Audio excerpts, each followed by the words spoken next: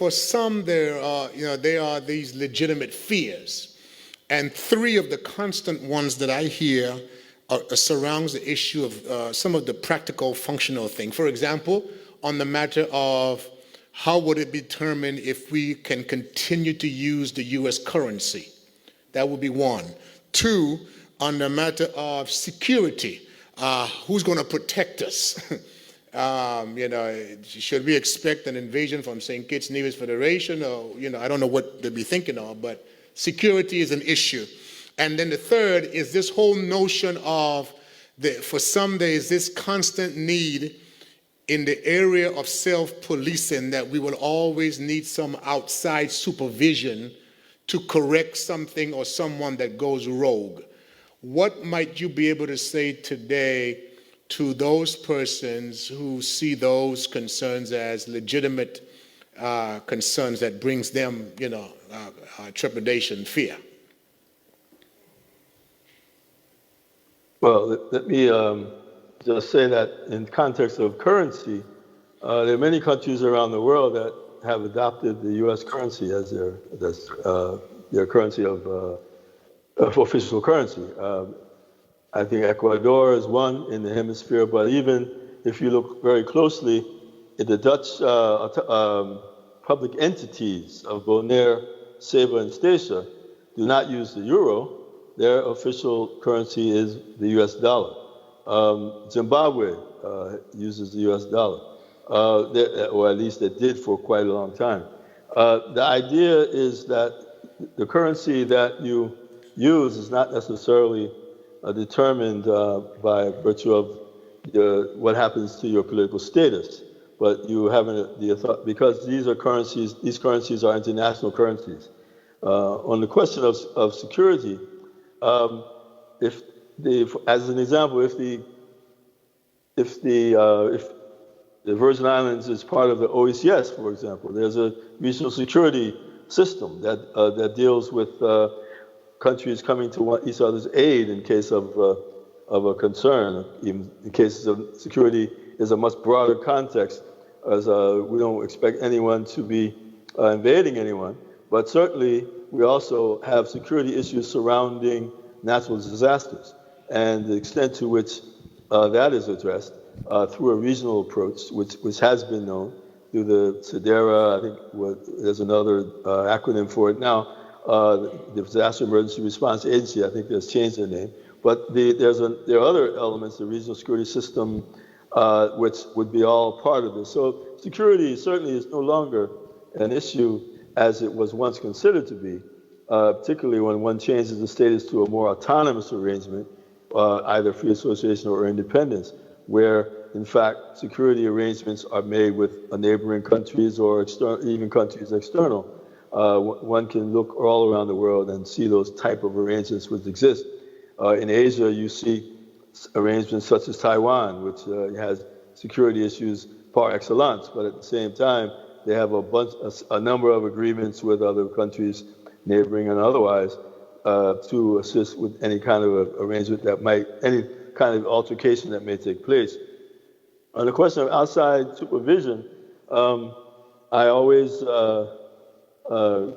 defer to the wisdom of Julius Nyerere, the former president of Tanzania, who said it's better to govern or misgovern yourself than to be governed by anybody else. Amen. Brother Wheatley? Yes, Claude. On those 3 points, let me start with dollarization.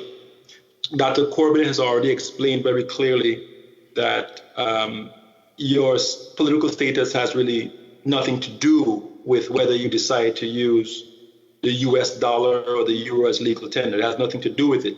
So I say this to the listening public. For those of you who are out, who believe that, or have been promoting that this is going to be a problem for our financial services industry and economy because we lose the US dollar, it is not so. And please, let us spread the message that it has nothing to do with our political status. We should not be spreading that kind of information without facts. And I'm encouraging us to do that because we need to be clear-headed about thinking about our political future and not scaremongering people. We should not simply be thinking about what's the worst that could happen, but what's the best that could happen. And the best could be happening is that you have the US dollar and maybe your own currency as well. Maybe you run the two of them at the same time. Why? Because your status has nothing to do with which currency you run. That's a choice. A jurisdiction can make that choice. So let us not scaremonger or be afraid of losing the US dollar. Changing the status is not going to be determined. It's not going to determine whether we keep the currency or lose it. That's one.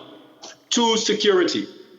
Dr. Corbin made the point about regional security, but let me just give you an example, because you may say, well, if we're not attached to the UK, who's going to help us when a hurricane hits, right? Okay, fair enough.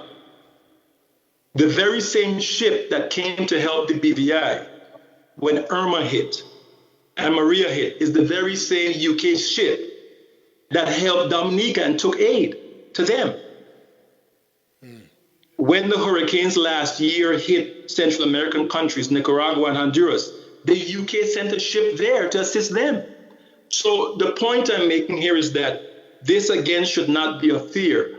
When you are a part of the regional political community, hemispheric in the case of, in our case, or part of the international community, there is a collective responsibility.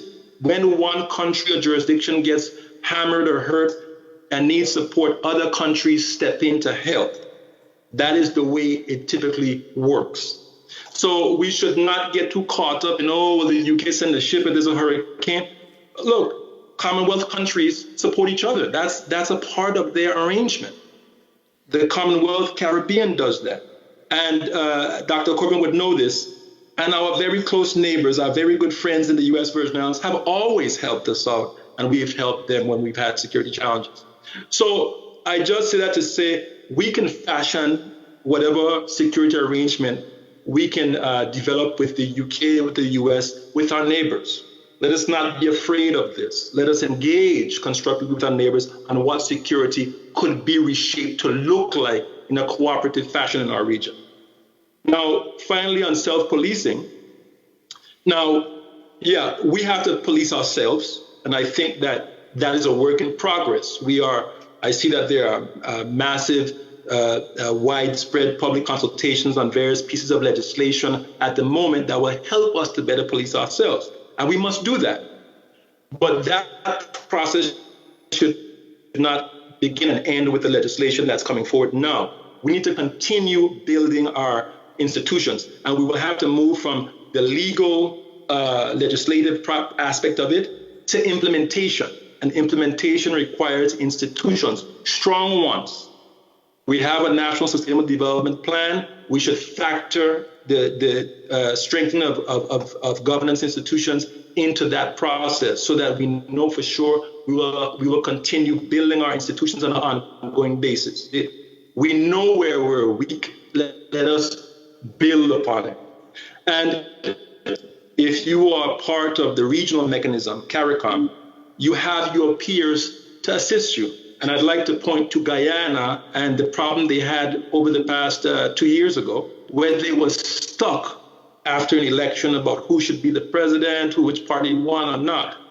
CARICOM did a masterful job in coming in and supporting Guyana to get through that difficult process to a sensible and fair resolution.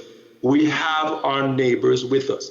And I'll just say again what I mentioned earlier about participation in regional organizations. If you want that kind of solidarity within CARICOM and OECS or the ACS, we must make sure that we are consistently participating, even on governance and democracy or democratic initiatives. We have to do that on an ongoing basis so that we can have solidarity with them. They can assist us, and they will know what we're trying to do in the future should we choose to be independent, have a free association, or if there's a decision to integrate.